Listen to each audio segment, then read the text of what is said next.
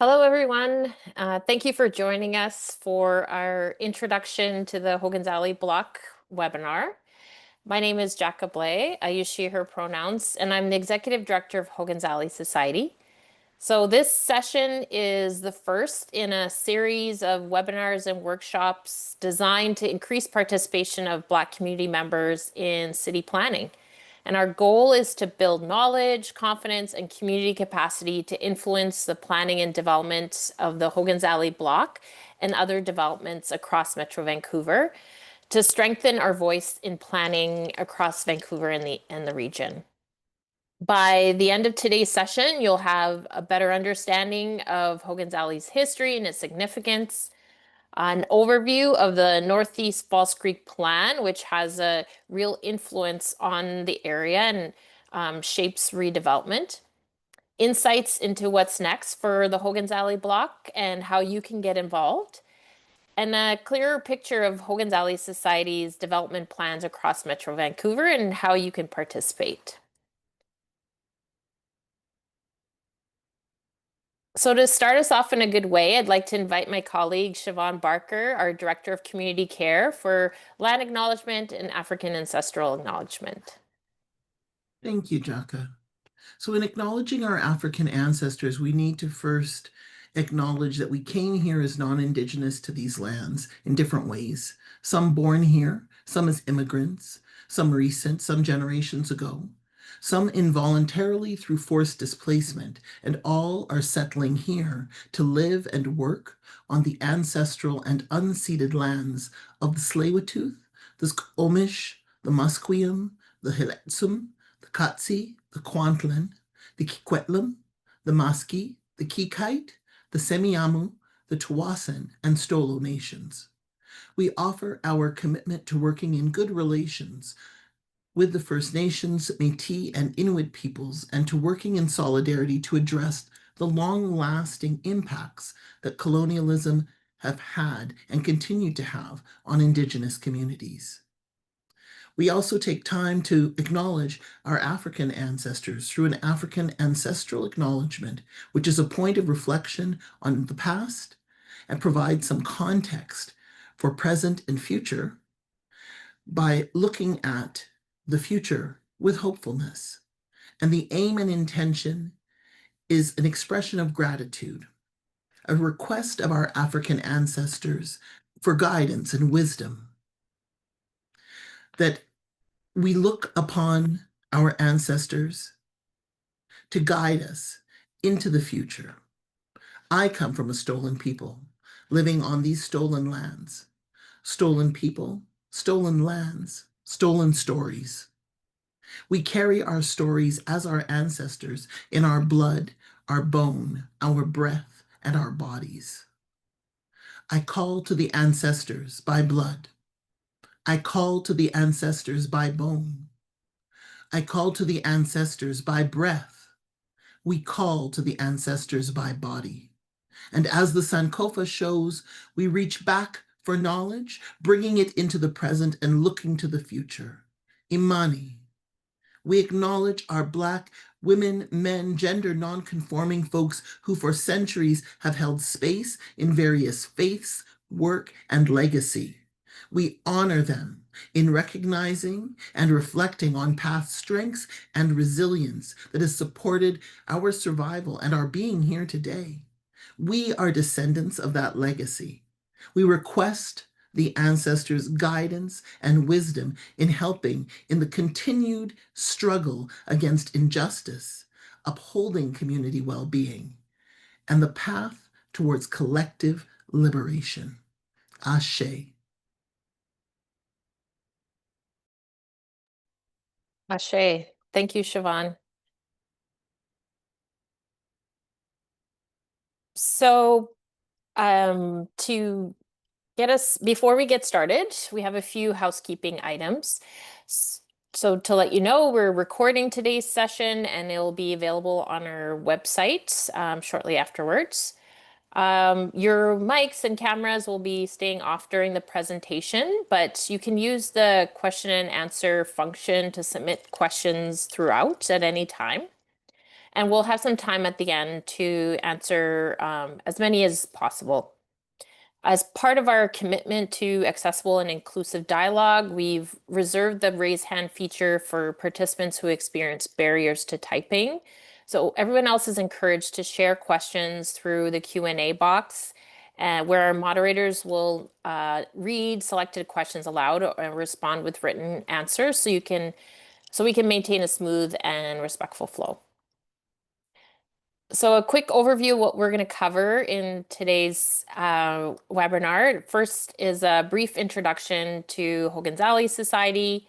We'll speak to the history and importance of Hogan's Alley, the city of Vancouver's Northeast False Creek Plan and what it means for cultural redress, and then our shared vision for the Hogan's Alley block, and then what's next and how you can get involved.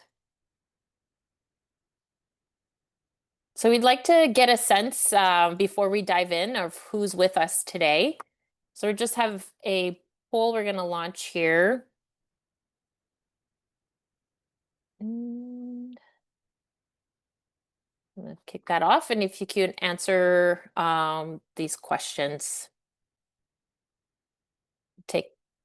leave you a few seconds here to answer this.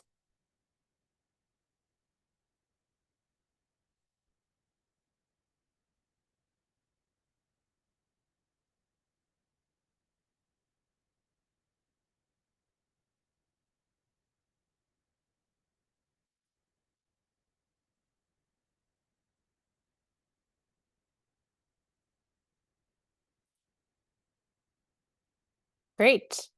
So it's wonderful to see we have great representation from different parts of the community and great representation from the Black community as well.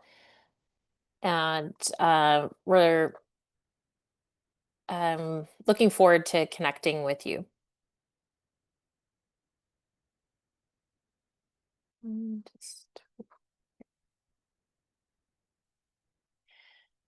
So Hogan's Alley Society, just to give you a really high level overview of our organization, it was officially formed in 2017 to fight for redress and ensure that Black voices were included in decisions about our community's future. Our mission is to advance the social, political, economic, and cultural well-being of people of African descent through inclusive housing, built spaces, and culturally informed programming. We focus on three key pillars: developing affordable housing and community infrastructure for Black communities, operating culturally informed housing that centers belonging and care, and delivering community care and engagement, including research, advocacy, and cultural programming. Ultimately, we're working to rebuild a vibrant Black community hub in Vancouver and across the Lower Mainland. But before we look ahead, we need to ground ourselves in the history that brought us here. Hogan's Alley was once a thriving Black community in Vancouver, home to residents, businesses, and cultural spaces. To bring that history to life, we'll watch a short video called Secret Vancouver that was developed with the Hogan's Alley Memorial Project in 2016.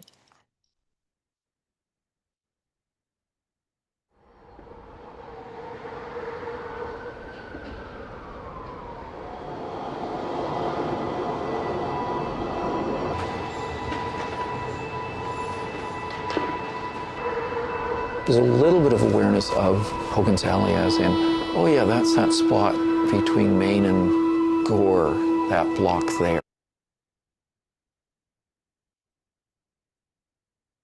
where the viaduct is.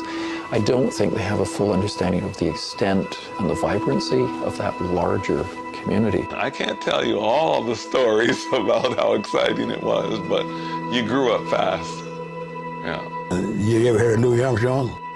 We worked, we did a few things with him. Okay, one moment. I think I am not sharing the right thing here.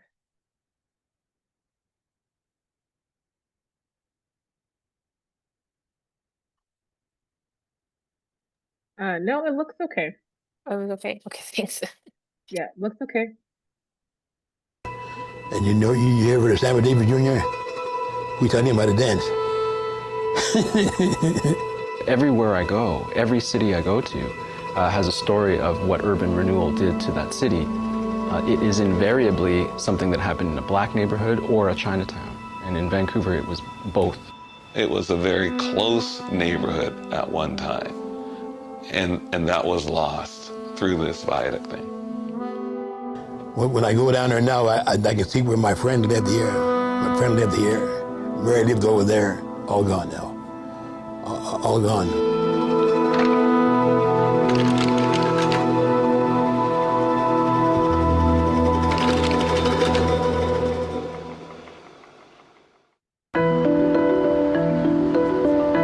The term Hogan's Alley kind of breeds urban myths, I think. I've heard all sorts of weird versions of who Hogan might have been, and it's all nonsense. I think what it really is a reference to a comic strip by Richard Outcault. It was really, it's funny because it was racist in a way, but against the Irish, right? And it was a kind of comically chaotic Irish ghetto in Hell's Kitchen in New York. And so it became synonymous with ghetto, or today we would say ghetto, right? But in those days you'd say it's a regular Hogan's Alley. It was kind of an idiom for a poor neighborhood. And as time passed, I think people forgot what the epithet referred to, and it just became the name of that alley. Hogan's Alley was a T-shaped alley. The north-south part ran parallel to Main Street, and then it teed right where the Georgia Viaduct is. So from Main all the way to Jackson Avenue, between Union Street on the north side and Pryor on the south. Hogan's Alley was not a black-only neighborhood at all. It was where Italians in Vancouver traced their origins to as well, and it was right on the edge of Chinatown. But it did have a cluster of black businesses and institutions in the church that were significant to the black community, and some residential areas. Well, one of the things that's interesting about the neighborhood is the establishment of the train stations. There were two. There was the Great Northern Station and the Canadian National Station. So Great Northern is American, and Canadian National obviously is transcontinental. And the favored crews on those trains for the sleeping cars and dining cars were black men. In the United States, it was traditional to hire black men as railway porters. Translated over into Canada, where there weren't as many black people, but it still became a tradition to hire black men as porters. And it wasn't a menial job. That's one of the interesting things in black history, is that being a porter was something that you'd arrive. This was a very good position. You had a uniform, you got to travel. It was a fairly well-paying job compared to some other jobs that were around. And so at the end of the line, which Vancouver was, you then had that kind of layover, 2 days, 3 days, 4 days, as you changed out the trains. And I'm pretty sure that's why Hogan's Alley was where it was. If you go very far back, one of the earliest black institutions in that area was the porters' quarters. It was kind of a lounge for porters. So you had this kind of mix of sort of transient folks coming in for a few days and stuff like that, and then you had the population that was already here. You also had the vaudeville circuits that came in, and the trains played an important role in that, because you moved your vaudeville act by train, and all of the circuits came up to Vancouver. And so a lot of black performers came up into Vancouver. Some of them stayed, and others, like the Hendricks family, once the troupe went bust in Seattle, well, they ended up hearing about jobs in Vancouver, so that's why they ended up coming up to Vancouver. Even in the 1930s and 1940s, I mean, we were a major, major, major city, and our nightclubs brought everyone up here. And so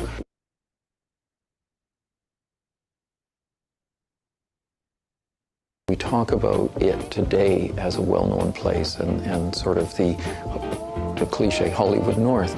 Well, we were Hollywood North before that was even an idea. So that whole entertainment history plays a huge, huge, huge role in the development of the city. This is a holding copyright recorded on September the 26th, 1960. Words and music by the Crump twins, Robert P. and Ronald J., 856 East Cordova Street, Vancouver, BC. Larry Babel, he's so bad, yeah, he died All from his bed, he is a bad, bad little boy. No, we were a duo. My dad taught how to tap dance. All my family were entertainers pretty well. We were born in Edmonton, Alberta, and came here when we were young. Same with Jimi Hendrix there. We knew him when he was, we were all coming up. And then that's when we moved to Hogan's Alley. It was a cosmopolitan area. And there was a school there called Strathcona School. It was on the edge of Chinatown. Our church was there too. It was called the Fountain Chapel Church. Now Jackson and Pryor there. We went to Sunday school and to church there every Sunday. Our childhood was absolutely perfect. Absolutely perfect, but it was a good area then. It would have been a good area now if it hadn't uprooted the community. You know, you are what your parents are, you know, they sang and they danced. We picked it up. And then one of my sisters there, she was a singer too. Her name was Honey Carlisle, that's what she called herself. And then we did all the hospitals, the community centers and all that there. So we worked with them. We worked at the P&E for 4 or 5 years straight on a sideshow there. And it started of Harlem, the Royal Canadian Carnivals. We did Uptown, Sugar, the Cave, the Palomar, the Hardy Club, and all the places like locally. And then we was down on Granville Street there where we met Louis Armstrong. And we had twins, we drew his attention. And so he said, "What are you guys doing on Saturday afternoon?" We said nothing. So we ran home and told my mom, Louis Armstrong wants to come down to see a show on Saturday afternoon for the matinee. And his big thing is that the Crumb Twins are here because they were outstanding. And the joke is outstanding where? Outstanding on Granville Street. For the women in the community, the centralized job option was the ownership of these chicken houses or speakeasies. You could go drink illegally during Prohibition in the 30s. The most famous would have been Vi's Chicken and Steaks, and attracted some very famous customers over the years. Sammy Davis Jr. would come with his dad and his uncle. He was still young at that time, and they performed as a trio. The Mills Brothers, Duke Ellington, Nat King Cole, Louis Armstrong, and whoever was with his crew at the time. Lena Horne would come to the restaurant when she was in town. Mitzi Gaynor, Evan Kemp. They were entertainers from different backgrounds. Whoever came through the door, they were more than welcome and treated like they were special guests. They started the restaurant in 1948. My grandfather was the greeter, and my grandmother did all the work. She cooked and ran the whole show. So it closed at 4 a.m. So when entertainers would come to Vancouver, when their show was over, midnight, they would venture to the restaurant.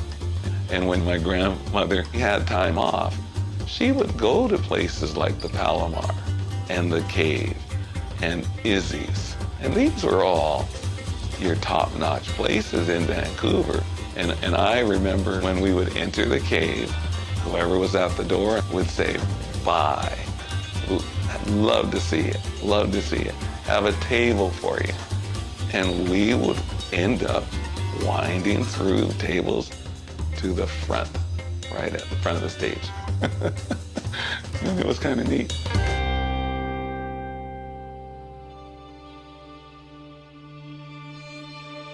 Hogan's Alley was a real political football through the 30s right up into the 60s. It was a working class immigrant enclave, that's what it was, but a poor neighborhood always. And so it had all sorts of social ills, and people had different perspectives on how to deal with that. And the vision of urban renewal is the one that kind of won out. Vancouver has accepted the challenge, knowing that to build a better city requires only the industry and ingenuity of man.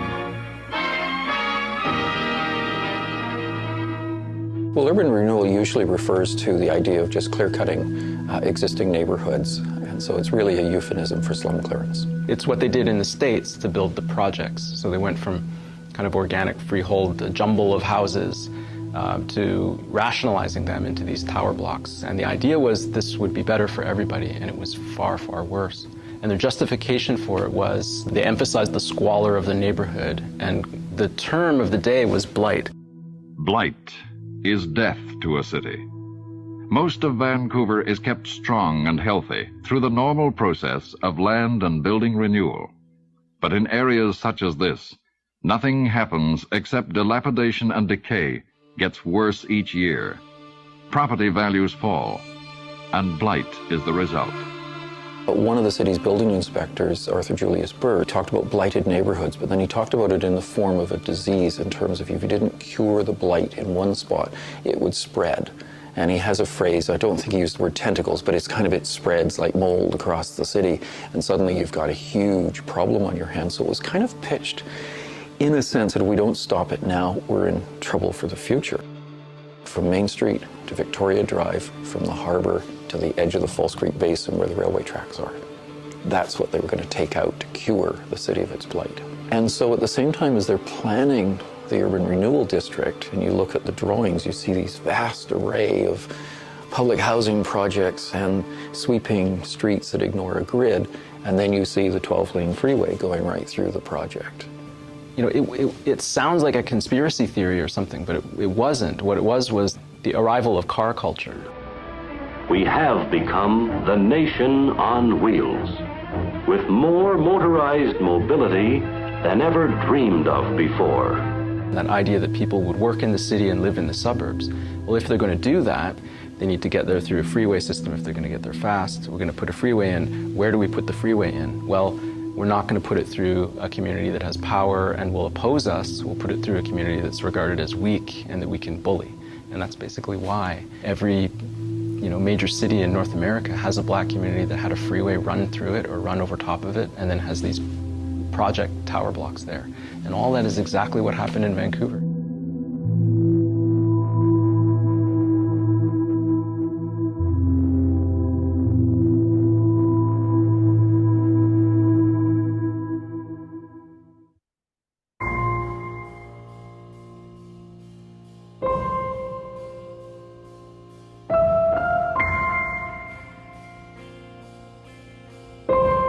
So they parceled it out in a couple of phases, and they had phase one when that was cleared, which eliminated the core of what we think of as Hogan's Alley. Then there was a phase two and a phase three. And luckily for, I think, the city of Vancouver, is that as they cleared the first piece, there were a lot of residents that were kind of like, what the hell is going on? By the time they actually struck ground and started building and expropriated the buildings that were there, it was the 60s, and people were far more empowered. And so people in the neighborhood rose up against the plan. And what you had was on the freeway, a citywide protest. Not just localized, but citywide protest on the freeway. You had other cities built freeway systems, and we were able to look at, like, oh my God, look at what that did. The I-5 in Seattle was a perfect example of ripping the city in half. And so it's a perfect storm of public protest, watching what's happening elsewhere in North America, bringing that experience back to Vancouver and going, nah, this shouldn't happen here. And so it's really that awakening of what really becomes the city that we have today starts at that point. Well, a lot of people look at Vancouver as a model of urban planning, partly because there is no interurban freeway. So the irony is, I mean, that was not planning, that was activism that stopped that. We stopped it, but not before the black community itself had actually been targeted. Looking back on it from my perspective, I feel badly for the people who were a part of that community. When it was vibrant, when people could say, how are you? And they would know the names of the other person's kids. One of the interesting things that as we move forward is that the current Georgia and Dunsmuir viaducts are now slated for demolition. This is a real golden opportunity. I think this history is the soul of Vancouver, really. This is, how Vancouver decided to become a city that does things differently. There should be a monument there of some kind saying what was there, and what a good community that it was. It has to be meaningful, and it has to be respectful, but it has to really, Joe Bloggs 40 years from now has to walk up to that thing and go, whoa, who knew? And wow.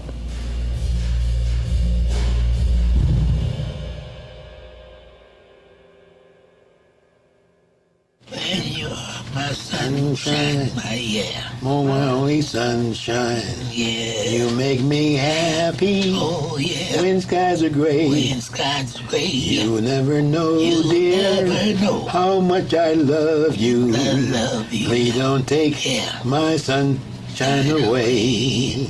I'll always love you. Oh, wow. Da-da-da-da-da. Oh, do it. Scooby-Dooby. Booby-Dooby-Day. Scooby-Dooby-Wah-Wah. Ba-da-bo-ba-bo. Please don't take my sunshine away.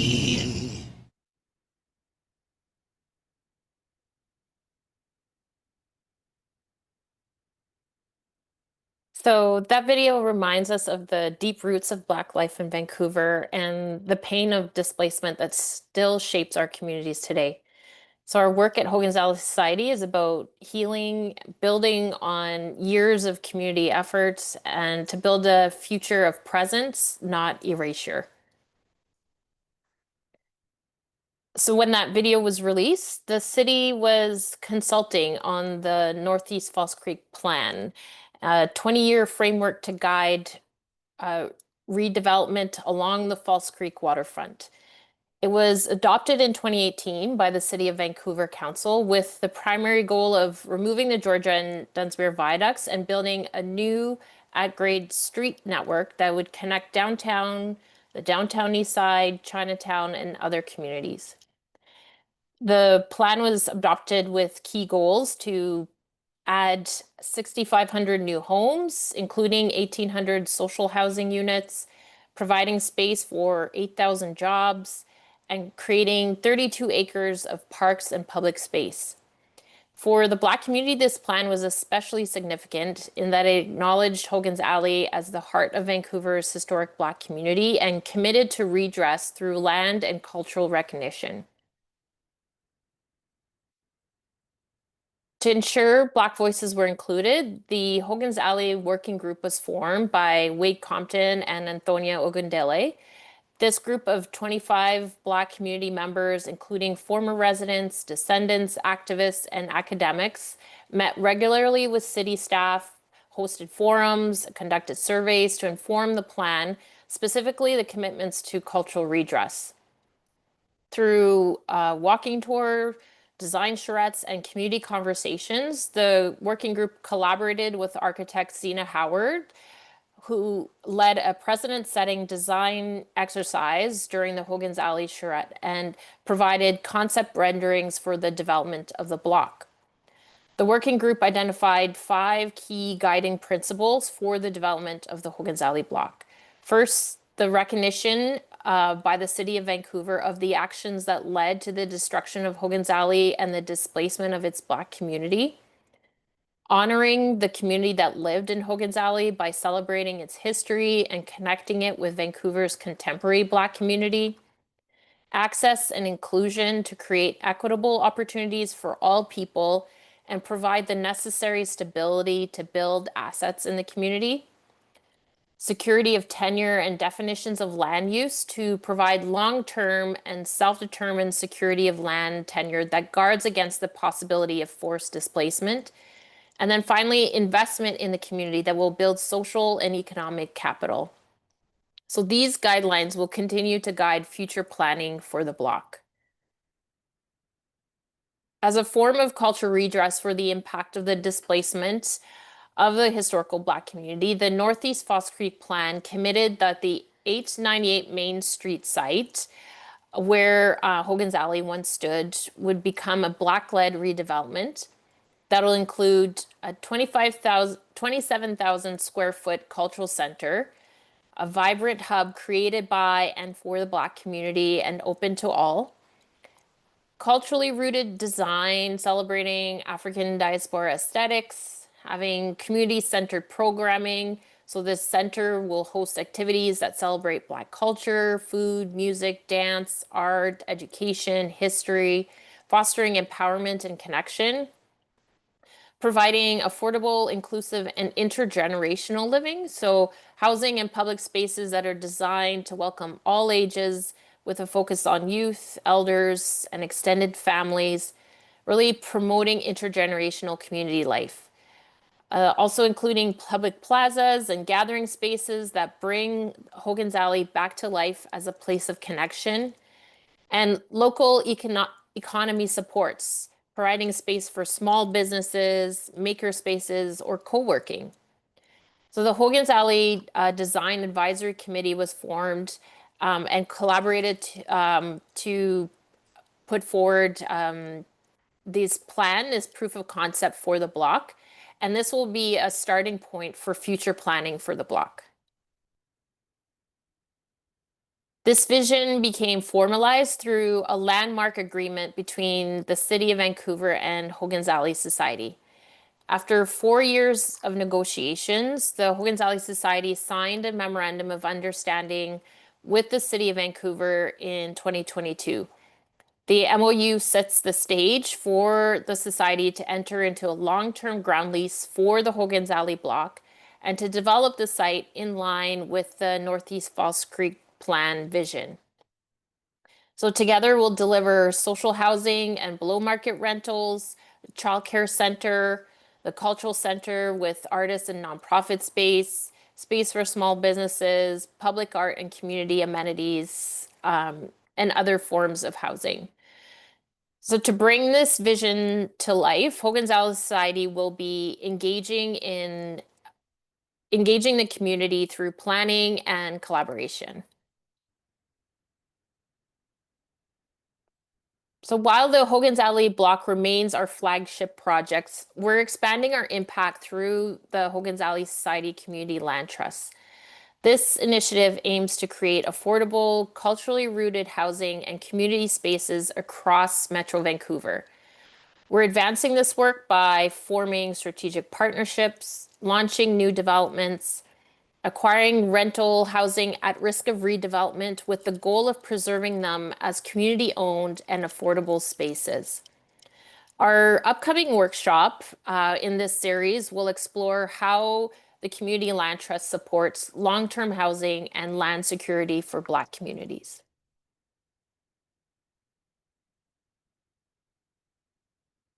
So another of our key development projects is located at the corner of Main Street and Union Street, just across from the Hogan's Alley block. So this site, the Society acquired in 2023, and it's the historic grounds of Vi's Chicken and Steak. It represents our first Black-led, Black-serving development in Vancouver. A development permit application for the site is currently under review, marking the next step in creating culturally rooted space for the Black community. It'll be prioritizing Black communities, providing mixed income, independent rental housing with a mix with 20% of the units being at deep rental subsidy, 50% being rent geared to income, and then 30% for low end of market rent rates. We want this space to feel like home. So we worked with a design team to incorporate Afrocentric elements throughout. It includes patterns, materials, and symbols inspired by African art and architecture, all the way down to the planting plan for the rooftop garden that includes plants found both locally and across the African diaspora. We're also going to be honoring the past, reusing bricks from the oldest building still standing on Union Street, installing a commemorative plaque or artwork to tell the story of Hogan's Alley, and providing space for murals by local Black artists. This project didn't happen in a vacuum. It's based on research that we've conducted with community.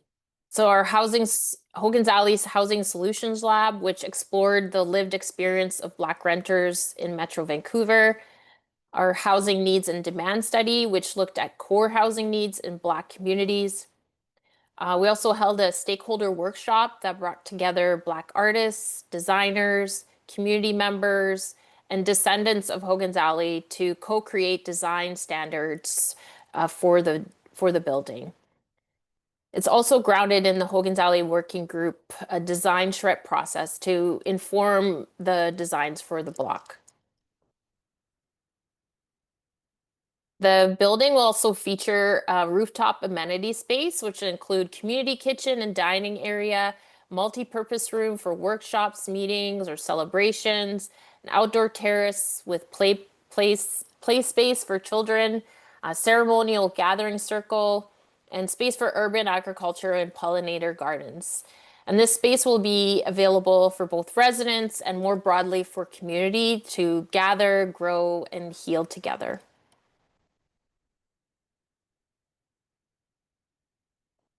So on the ground floor, there's actually going to be almost 7,000 square feet of commercial space dedicated to Black serving businesses and organization, ensuring that the building contributes to the cultural economic vitality of the neighborhood.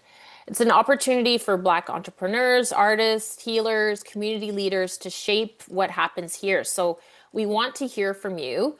What kinds of businesses or organizations should fill this space? So please fill out the Mentimeter. You can use your phone and scan the QR code, or you can go to mentimeter.com, or sorry, menti.com, MENTI.com, and enter the code that's shown on the screen, which is 84388431. And this will be available also after the presentation. And it's an opportunity to provide your input on what should go into the commercial spaces. And we'll look for this feedback to shape how we move forward. So we're also working on developing different partnerships. We've entered into partnership with Entre Nous Femmes Housing Society to develop and operate 450 Pacific Street. Through this partnership, the Society will operate a portion of the units in this new development, providing affordable, independent rental housing for the Black community. And construction on this site actually started in July, with the building scheduled to open in 2027. To increase Black involvement in city building, HAS is also incubating Project Elevate. So the vision of this is to a future where the development of built environment is shaped, created, and transformed by Black leadership at every level. So the group is doing this by focusing on 3 areas.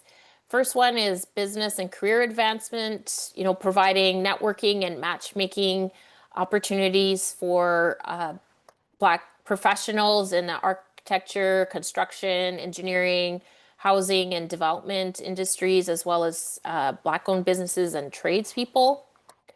The next pillar is a diversified procurement approach. So having an inclusive procurement strategy specifically for our first development project, but then also enhancing supplier diversity for other projects in the city. And then the third area is education, to increase the number of young people entering these fields and provide experiential learning opportunities with professionals and contractors. To connect with Project Elevate, you can email our info@email. We're always looking for folks to partner on this project.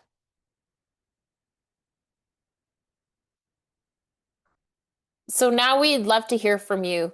Your feedback will help us shape upcoming sessions and engagement opportunities, as this is the first of a series of webinars and workshops that we'll be delivering to engage with community, build capacity, and consult to inform our planning. So I'm going to be launching a poll and love for you to look to answer these 3 questions on the screen. But we'll also be sharing these after the webinar, along with a survey to help inform our planning moving forward, and really appreciate you taking the time to fill those out.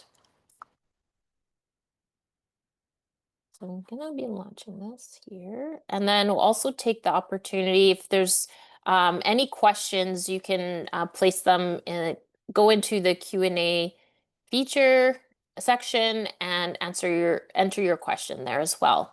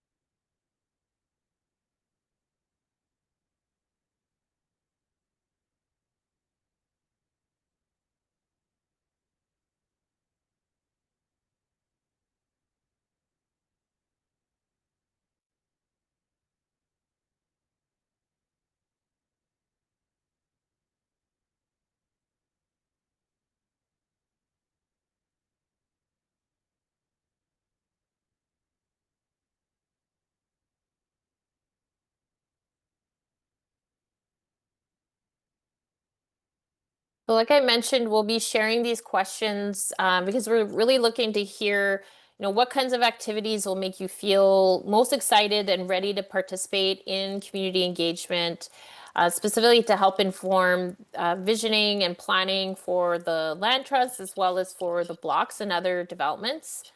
We'd like to know what skills or information would help you feel more prepared to engage in these conversations. And also, what challenges do you face in participating, and how can Hogan's Alley Society make the process more accessible?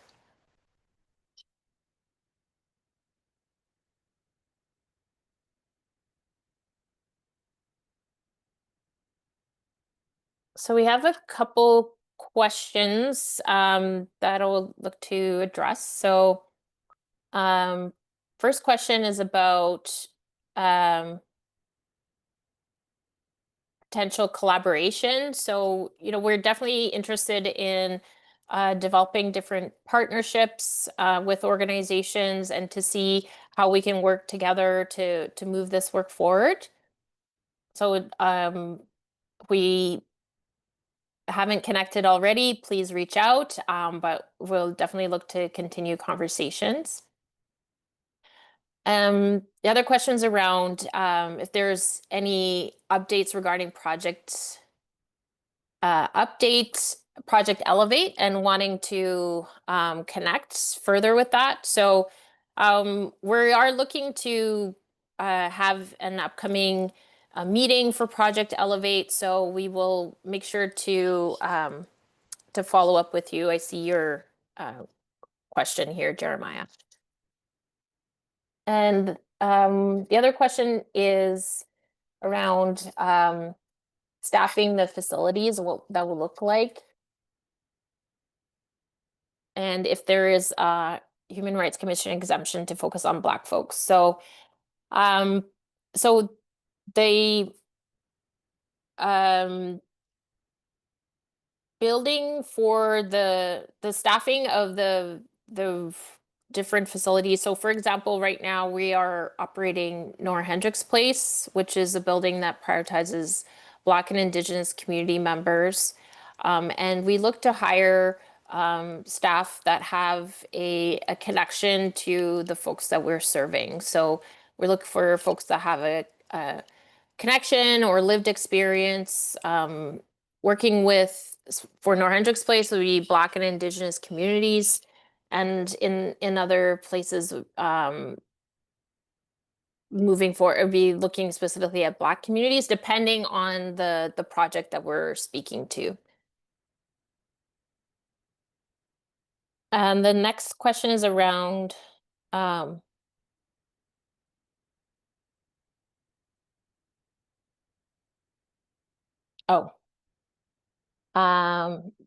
if the public would have access to the rentals. So the development on Main and Union, the public amenity spaces, we are looking to program to be available for both residents of the building and then in like a planned approach being available more broadly to community.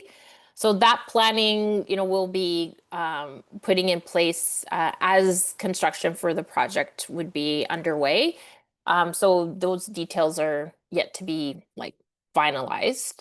But definitely having values lens, having agreements for how, showing up in the space and how use of the space and having those types of agreements is our approach for working with community.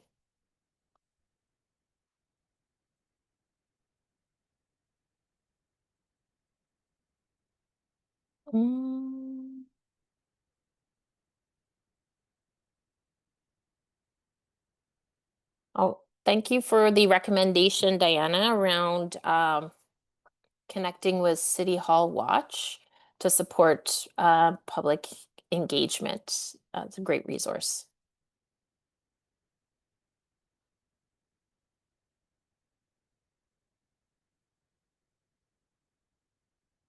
Great.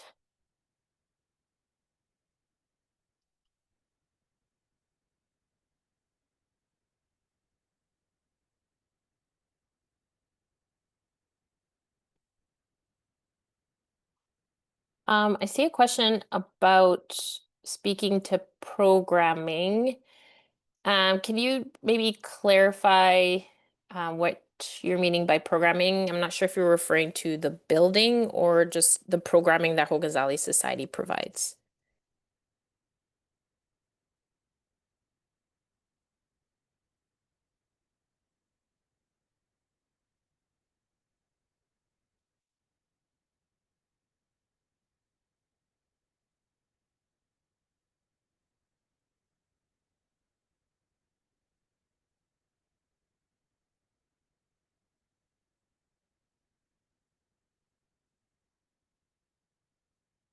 Oh, okay.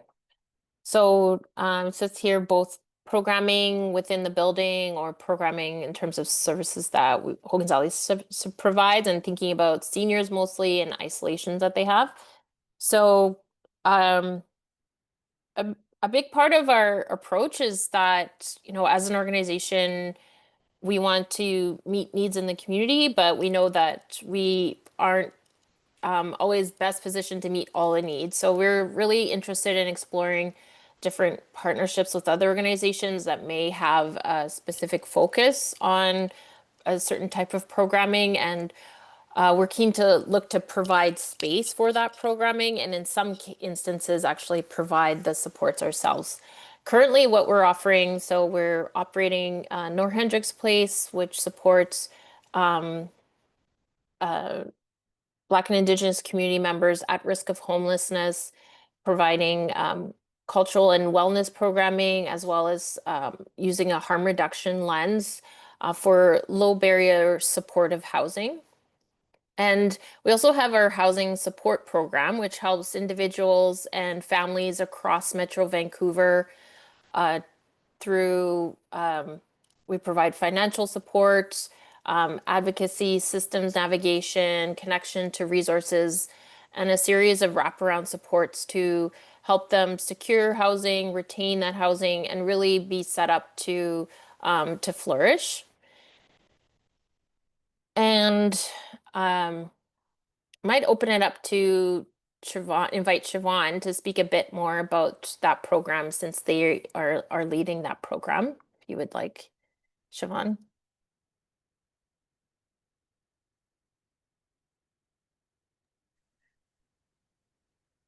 Sorry, Jaka, I think I've missed something. Oh, sorry about that. I was speaking about the housing support program and community care program, because there was a question about our programs that we're offering for community. Oh, okay. So yes, our housing support program supports Black identified individuals and families throughout Metro Vancouver that are in an emergency situation to stave off homelessness or being precariously housed. It's an application-based program that comes through partnership with a referral agency. So we're working alongside another support agency to provide wraparound services for the individual and family. It works towards financial literacy, to establishing a budget. For some, it may involve additional schooling or job search or shift in location of housing. The goal is to stabilize income in relation to monthly expenses. And we've had great success with clients transitioning through the program into stable housing. On a regular basis. We have anywhere between 10 to 40 families that we're assisting. And right now, the program is at capacity, but we do have a robust wait list where we still engage with individuals and offer resources wherever we can, or in some cases, resources and advocacy to help individuals that again may be on the verge of homelessness due to housing precariousness. Our cultural programs expand throughout Metro Vancouver, and those have an emphasis on things of African descent or things of Indigenous descent in terms of support. We bring community members from the housing support program, from our clients at Nora Hendricks Place residents, and often we are connecting with more broadly with our Black membership, building connections, engagement, offering opportunities for anything from performances to sports-based activities, all in service of community building and strengthening our relationships with one another across Metro Vancouver. Thank you, Sharon, for providing more context around that. It's really helpful. So the other question was around the role for, I think, the City of Vancouver's social planning and cultural services and support being offered there. So we have received support, like financial support from the city in terms of supporting some of our community engagement work and looking to partner with other organizations. And then in terms of working specifically with local Indigenous folks,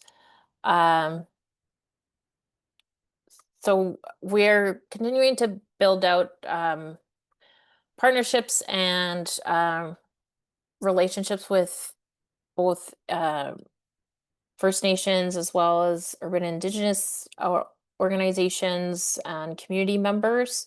And in particular, to be able to better support community members that are living at Nora Hendricks Place and ensure that there's culturally informed programming that they are connected to.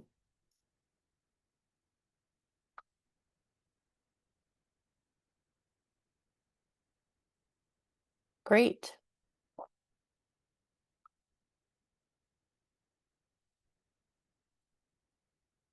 So thank you so much for being here today, for sharing your time with us.